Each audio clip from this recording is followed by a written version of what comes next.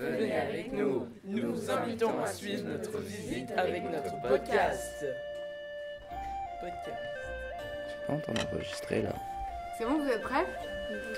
On prend une respiration. On relâche. Action, ça tourne. Aujourd'hui, avec notre classe de 4e option chinois, Héloïse, Mathilde, Océane, Sacha, Oscar et moi, Alexis, nous nous rendons au nouvel Institut franco-chinois de Lyon. Alors, on aimerait faire un podcast par rapport à la Chine et à l'Institut franco-chinois. Donc, on a quelques questions à vous poser. Savez-vous ce qu'il y a dans l'Institut franco-chinois? Et si vous ne savez pas, avez-vous une idée? Ah, je suis désolée, je n'en ai aucune idée.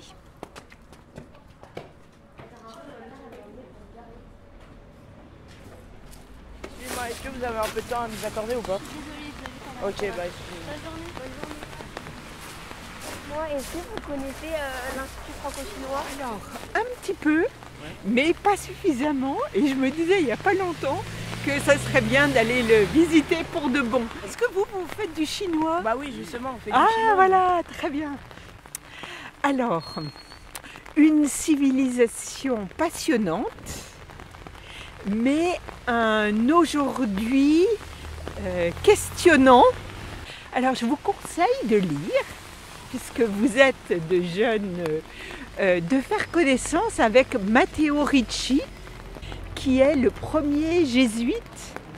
Ouais. Ça vous dit quelque chose quand on dit jésuite? Savoir votre prénom, s'il vous plaît. Alors moi, c'est Noël. Noël toute l'année. Noël avec 2 L. Voilà. Merci Noël. Bonne journée. Au revoir. Ah, il était trop gentil. Oh, il est tombé sur la On rentre? Let's go. Qu'est-ce que c'était avant? Ouais, il y a la question. C'était une crèche. C'est ma mère. C'était soit là, soit autre part.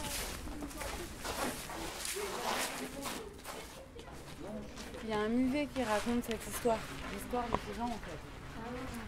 Et plus généralement, l'histoire. Il y a des fenêtres. Et il y a une porte. Et sur la porte, c'est écrit Meng Zi Zeng. Après, il y a une pancarte où c'est écrit que c'est un musée d'histoire de l'Institut franco-chinois et centre d'art du nouvel Institut franco-chinois. Et voilà. Bonjour. Bonjour tout le monde. Bonjour, je suis Domiti et c'est avec moi que vous allez faire la visite aujourd'hui. Donc on va entrer. Est-ce que vous connaissez déjà un petit peu l'histoire de cet endroit ou pas trop? Vous avez choisi comment le musée? C'est le seul endroit qui est pas trop loin en fait. J'avoue, c'est vrai. C'est une très bonne raison. Et qui a un rapport avec la Chine. C'est vrai, c'est vrai. Donc l'idée ici c'est très simple. Ce qui s'est passé au Fort Saint-Irénée il y a 100 ans maintenant, ça fait 100 ans tout pile, c'est qu'il y a des étudiants chinois qui sont venus à Lyon. Ils sont venus pour étudier. Et une fois qu'ils ont étudié, ils sont retournés en Chine pour travailler.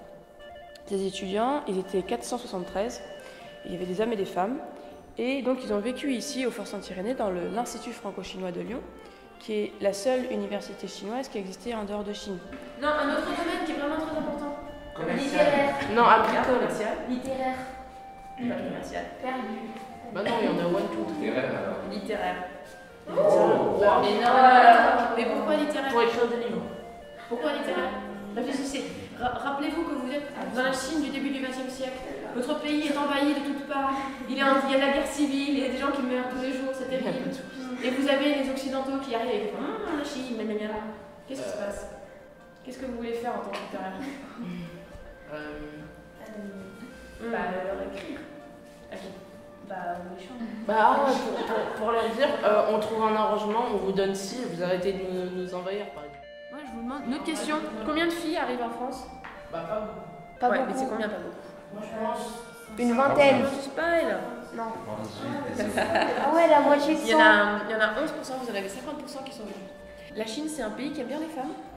Non. historiquement? Bah non. Si. Non. Si. Non, Peut-être. ouais, non. Il y a un proverbe chinois qui dit qu'il vaut mieux naître bête de somme que femme. Et c'est franchement pas une exagération quand vous connaissez l'histoire de la femme en Chine. Alors c'est assez surprenant parce qu'en fait, donc, vous savez que la Chine est donc un pays communiste à l'heure actuelle. Les communistes ont fait beaucoup de choses franchement terribles. Mais s'il y a certains points sur lesquels on peut dire qu'ils ont apporté énormément à la population chinoise, c'est l'alphabétisation, l'hygiène et le statut des femmes. En fait, la Chine communiste à l'heure actuelle, c'est un des pays où il y avait plus de femmes au pouvoir au monde. Ouais, et alors qu'il y a 100 ans, vous aviez, les femmes étaient confinées à la maison et c'était un peu les servantes de la maison. C'était même complètement les servantes de la maison. Oui, c'est horrible. Vous connaissez les pieds bandés? T'as encore les pieds bandés? Les pieds. En Chine, pendant 1000 ans, il y avait la tradition de bander les pieds des petites filles très fort parce qu'on voulait qu'elles n'aient pas le pied qui soit plus long que la paume. Pour faire une conclusion très rapide de cet endroit, pourquoi est-ce que c'est du coup important cet endroit? Parce que en fait c'est un symbole d'espoir pour les Chinois à un moment de leur histoire qui est donc très compliqué. On dit merci. Merci. Merci. beaucoup, madame, pour le visite. Alors aujourd'hui, on est parti avec ma classe et la prof de chinois pour faire des micro-trottoirs et pour aller interroger les gens pour faire notre podcast et pour leur demander ce qu'ils pensaient de l'Institut franco-chinois et leur poser des questions si ils étaient au courant que l'Institut franco-chinois était là.